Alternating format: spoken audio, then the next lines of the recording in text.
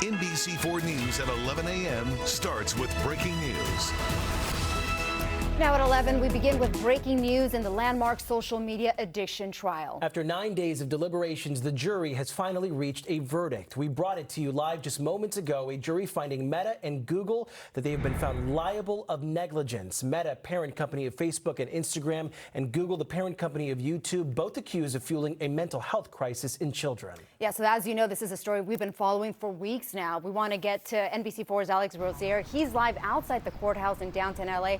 Alex, when that verdict came down, we couldn't help but see the emotion over a lot of the women who were out there, and they were holding pictures. Yeah, Annabelle, it's been an 8-week trial, and it's filled with emotion. So many families that have been impacted by social media. They say their families have been, and they've been out here since this trial began. You know, this lawsuit accused tech platforms of being addictive and harming young kids, saying that they use predatory tactics to hook kids on their apps and eventually sell ads. It's a trial that brought out big names in social media like Mark Zuckerberg and Adam Mosseri, the head of Instagram, and now after 8 weeks, there's a verdict. I want to jump right to what we learned a few moments ago. Both Meta and YouTube found liable of negligence. Among the findings of the jury, both companies' negligence caused harm to the plaintiff, who's known only as KGM, and the jury says, failed to adequately warn of the danger. The plaintiff, now 20 years old, says she started using the platforms at age 9. At one point, she said she was using Instagram 16 hours a day, and it led to depression and self-harm when she was a minor. The jury determined damages to KGM to be a total of $3 million. The jury said Meta is responsible for 70%. YouTube is responsible for 30%. Both Snapchat and TikTok settled before the trial. Google and Meta have said from the beginning that there were other factors that contributed to the young woman's issues, and they denied any wrongdoing. But let's jump to a statement that just came in from the attorneys for the plaintiff. They said, quote, "Today's verdict is a historic moment for Kaylee and for the thousands of children and families who have been waiting for this day. She showed extraordinary courage bringing this case and telling her story in open court. A jury of Kaylee's peers heard the evidence, heard what Meta and YouTube knew and when they knew it, and held them accountable for their conduct. Today's verdict belongs to Kaylee." They added, but this verdict is bigger than one case. For years, social media companies have profited from targeting children while concealing their addictive and dangerous design features. Today's verdict is a referendum from a jury to an entire industry that accountability has arrived. And now I want to show you this video that Annabelle kind of referenced there. There was a group of parents, very emotional outside. They were not involved with this case, but this group has been among the parents who have been in and outside the courthouse since this trial started. They say that their kids were also harmed by social media.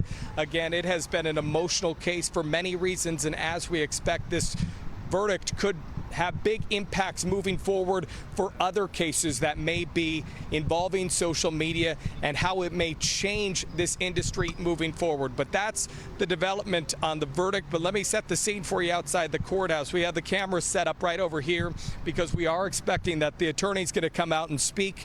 We don't know if the young woman who brought this case, if she's going to speak.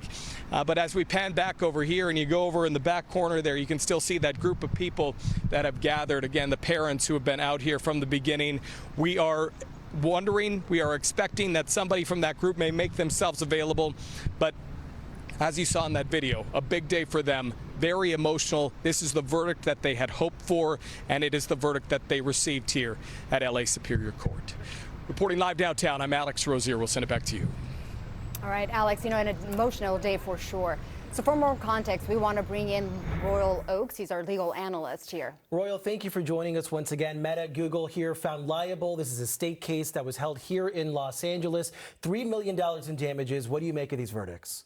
Well, what we know is that at least 9 of the 12 jurors, that's what it takes in a civil case, you don't have to have unanimity, at least 9 of the 12 believed that these companies should pay to the tune of $3 million, meaning they bought the theory that the companies prioritized profits over the mental health of children. But like they say on TV, but wait, there's more. This jury did one more thing. They answered a yes or no question from the judge. Do you believe punitive damages might be appropriate? And they said yes. In California, that means there's a second phase of the trial coming up very soon, probably within a day or two. And in that phase, this jury will look at how wealthy Meta is, for example. And they are worth $1.6 trillion. The jury is free to say, what would it take to punish Meta? Now, there's a limitation.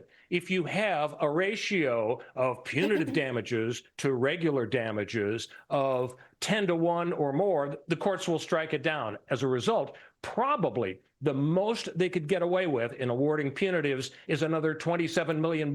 That totals a $30 million verdict. Sounds huge, but it's a tenth of what the jury awarded earlier in New Mexico. So this is shaking out to be something a little bit for both sides, although it has to send a stern message to the platform that maybe the courts and the legislatures will get involved in limiting the access of kids to social media that could hurt their mental health. You know, Royal, we've been talking that the court's decision could set a legal precedent for other lawsuits. Let's talk about what those lawsuits could potentially look like. Yeah, so about 1,000 cases around the country have been filed by people like the young woman who said that she fell prey to addiction. And the way the courts handle it is they say, this is a lot of cases. We're going to have a handful, 4, 5, 6 cases, New Mexico, LA, and we're going to see how the juries do. Now, if it's 3 for Meta and 3 for plaintiff, that would be a head scratcher. But if they all fall for the plaintiff, then the platforms have to say, you know what, we better write big checks to settle this. We better cooperate with the legislatures to change the rules. So this and the New Mexico case are just the tip of the iceberg of all of the legal disputes. But yes, this is going to send a message. The platforms have now lost 2 in a row, and we'll see if they have to pay a big bill in punitive damages as well. And we will see if they change the way that their platforms operate as well. Royal, thank you as always for your perspective. You bet. All right, we will continue to follow this breaking news throughout the day here on air as well as online. Coming up later on the NBC4 News, more reaction from parents and how this verdict could impact pending lawsuits. Meantime, another case we're following, the Florida woman accused of firing shots into Rihanna's home pleaded not guilty in court today. Ivana Ortiz is facing multiple charges, including attempted murder, for allegedly using an AR-15 style weapon to shoot into Rihanna's home in Beverly Crest earlier this month. Rihanna and her 3 children were home at the time of the shooting. Ortiz was later arrested in the parking lot of the Sherman Oaks Galleria, where police say the weapon and ammunition were found. During the hearing today, Ortiz's lawyer asked for bail to be lower than the more than $1 million where it currently stands. The court denied it. LA will soon begin installing more than 100 speed cameras across the city, as state law from just 2 years ago allowed 6 cities across the state to implement a new street safety program. LA is the last of those cities to install the cameras, city leaders giving the okay for the Department of Transportation to move forward with the program. Now, here's a look at where those cameras will be installed. You can see it here on the map in the purple. It is widespread throughout the city. Fines are set to range from $50 up to $500, depending on how fast a driver is going. However, there will be a 60-day grace period for drivers before they hand out those tickets for speeding. Also, they will not be considered moving violations. The program will run through the year 2032. Well, it's about to get a little brighter here in Los Angeles for many of the neighborhoods that we have. Broken lights have been an ongoing issue for many of them. Today, Mayor Bass announcing her plan to fix thousands of them across the city. NBC4's Annette Adiola explains how the new lights will be different. Hey there, good morning to you, and this is something that so many people are looking forward to. Mayor Bass will be out in Pacoima with community leaders discussing the specifics about this initiative. And in fact, just last year, the mayor announced the installation of hundreds of solar streetlights near Filipino Town.